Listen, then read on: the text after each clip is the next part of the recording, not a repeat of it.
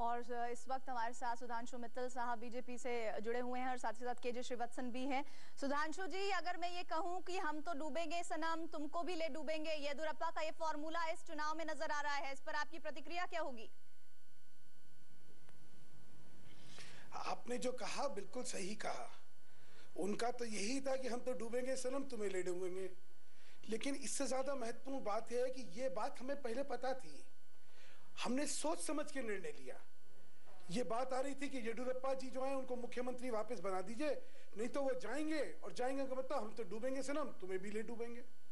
लेकिन भाजपा में एक निर्णय हुआ कि हम जो है अपनी नियत और नीति उन दोनों में फर्क नहीं करेंगे।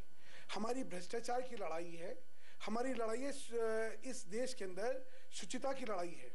हमारी we are known as a party with a difference, और वो डिफरेंस बरकरार रहना चाहिए। राजनीति के अंदर में एक बार सरकार जाए तो जाए, एक नहीं 6 कर्नाटका की सरकार जाती है तो जाए, लेकिन हम भ्रष्टाचार के विषय पे कोई समझौता नहीं करेंगे। और क्योंकि येदियुरप्पा जी की छवि खराब थी, हमने मना कर दिया। उन्होंने बहुत धमकाया, सब कुछ करा कि मैं छोड़ जाऊंगा तो वोट स्प्लिट हो जाएगी, ले जाऊंगा। हमने कहा जाती है तो जाए, और वो हुआ, कोई दिक्कत नहीं है। सुधांशु जी, आप कह रहे हैं कि हमें ये नतीजे पता थे, हमें हार का सामना करना पड़ेगा, लेकिन अगर ऐसा ही था तो लिंगायत वोट बैंक आपसे खिसका, ये आप बेहतर तरीके से समझ रहे थे, और कर्नाटक के इन विधानसभा चुनाव में इसका असर होगा। जगदीश शेट्टार को जब आपने मुख्यमंत्री बनाया तो इसके पीछे रणनीति यही थी कि कम से कम लिंगायत वोट बैंक का कुछ हिस्सा तो आपके साथ रहे ही। आप ये समझ रहे थे कि नुकसान होगा, लेकिन नुकसान इतना बड़ा होगा कि 38 तक भी नहीं पहुंच पाएगी बीजेपी सीटों के मामले में, ये आपने शायद नहीं सोचा होगा। नहीं जी, नुकसान बड़ा होगा ये तो सामने दिखता है ना। देखिए, इसमें गणित जो है, चुनावी गणित का भी तो अंदाजा लगा लीजिए। हम लोग पिछली बार 34% वोट लेके 110 सीट पे आए थे। कांग्रेस की तब भी 35% वोट थी। अब हमारी वोट में से एक बड़ा वोट 8%, 7% का अगर निकल जाएगा तो नुकसान कितना बड़ा होगा ये तो सामने दिख रहा था। आप जानती हैं, अगर 7% के मार्जिन की अगर विक्ट्री और डिफीट देखी जाए तो भाजपा जो थी 48 सीटें जीती थी, उसके अंदर वो सीट तो जाती। तो इसलिए जो है क्या नुकसान होने वाला है उसका अंदाजा था। लेकिन क्या नुकसान होने वाला है इसका अंदाजा था, लेकिन इतना अप्रत्याशित नुकसान होगा? मित्तल जी, मैं ये बात नहीं मानूंगी, आप भले ये दलील दे दें। वक्त एक छोटे से ब्रेक का हो चला है, ब्रेक के बाद हम बात करेंगे कि कांग्रेस की जीत बड़ी है या फिर बीजेपी की हार। एक छोटे से इंतजार के बाद। कर्नाटक के रुझान और नतीजे सामने आ रहे हैं और बीजेपी बहुत बुरी स्थिति में नजर आ रही है। सिर्फ और सिर्फ 36 सीटें उसके खाते में जाती हुई दिख रही हैं और 120 सीटें कांग्रेस के साथ हैं। और इस बीच प्रधानमंत्री ने कहा है कि भ्रष्टाचार बीजेपी में जो था उसकी हार है ये कर्नाटक में, और उन्होंने साथ ही इस जीत का श्रेय राहुल गांधी को दिया है। लेकिन राहुल फैक्टर कितना कारगर हुआ है वो तमाम एक्सपर्ट्स आप सुन ही रहे हैं राय। राहुल गांधी का जादू क्या चला है कांग्रेस पर, या फिर येदियुरप्पा जिस तरह से बीजेपी से अलग हुए उसका खामियाजा बीजेपी को भुगतना पड़ा है, और जो प्रॉफिट हो गया है वो हो गया है कांग्रेस को। कर्नाटक में जीत का श्रेय राहुल गांधी को प्रधानमंत्री ने दिया है। उपाध्यक्ष बनने के बाद पहले ऐसा स्टेट था जहां इलेक्शन हो रहा था और राहुल वहां पर प्रचार के लिहाज से गए थे। रमन संवाददाता हमारे साथ जुड़ रहे हैं। रमन, वाकई में कर्नाटक की जनता, तमाम कर्नाटक के एक्सपर्ट्स इस बात को मान पाएंगे कि वाकई राहुल की वजह से जीती है कांग्रेस कर्नाटक में?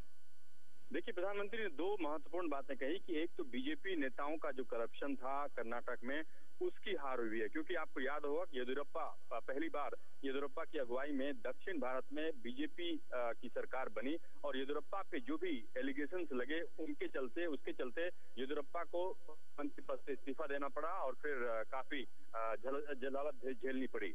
लेकिन सबसे बड़ी बात है कि प्रधानमंत्री से जब ये सवाल पूछा गया कि क्या राहुल गांधी ने चुनाव प्रचार किया, वहां पे आप देखते हैं कि राहुल गांधी को लोगों ने स्वीकार किया है, तो उन्होंने कहा कि ये विक्ट्री राहुल गांधी की है, कि राहुल गांधी ने कर्नाटक के जनता के मन में कम से कम एक उम्मीद जताई कि अगर कांग्रेस की सरकार बनती है, कांग्रेस की अगुवाई में सरकार बनती है, तो जितने भी करप्शन के केसेस हैं उसको खत्म किया जाएगा और ईमानदार सरकार की अगुवाई में कर्नाटक।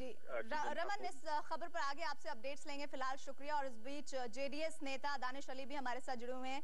दानिश साहब, सबसे पहले तो बहुत बहुत बधाई, आपकी पार्टी ने बेहतरीन प्रदर्शन करने की कोशिश की है। बस नुकसान ये कि जो सपना था आपका सत्ता हासिल करने का, वो थोड़ा सा चकनाचूर किया है कांग्रेस ने।